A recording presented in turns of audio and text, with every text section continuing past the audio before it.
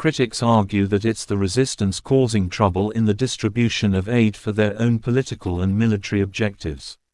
However, let's clear up these false accusations and expose what's really going on the ground. The resistance disregards people welfare. However, the Palestinian people themselves fully support the resistance and all the decisions they make, so much so that they say they do not fear death or martyrdom. All they ask from the world is that their stomachs not be empty before they die for the cause. As for the cause of the famine, you ask.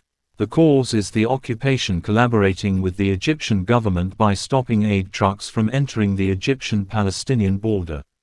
And the crux of the matter is that the occupation uses hunger as a weapon. They say the resistance only cares about political and military objectives. If that is the case, then why has the resistance already stated a number of times during negotiations that they are ready to hand over the governance of Palestine to a committee elected by the Palestinian people? As for the military objectives, just ask ex-Israeli generals and politicians. They will tell you that the war with resistance is a defeat and a failure. Moreover, the resistance itself has repeatedly warned the occupation about the safety of hostages.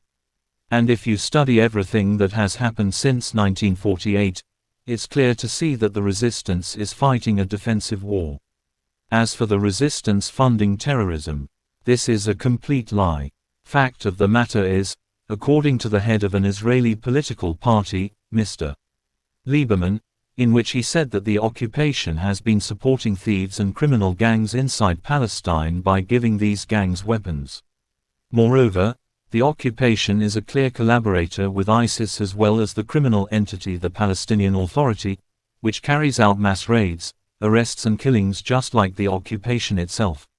So I guess you have to ask yourself who is supporting terrorism here.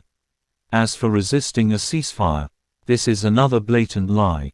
As we all know, the resistance has already agreed to a ceasefire and exchanged countless hostages for Palestinian prisoners.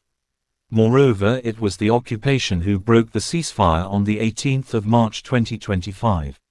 It is the occupation who rejects a complete withdrawal from Palestinian territories, and it is the occupation who embarked on a new operation called Operation Gideon's Chariots. Moreover, the claims that the resistance has intervened with the aid distribution is another big fat lie. Who is the one directly shooting at civilians lining up at aid distribution points? Who is the one committing daily massacres using quadcopters to fire on hungry civilians waiting in line for aid? Moreover, who is the one stealing aid? Everybody knows it's Yasser Shabab and his goons that call themselves the Palestinian Authority. So all in all, if you still blame the resistance for the aid debacle, it's obvious you've chosen the wrong side of history. It's obvious you're a collaborator of the occupation.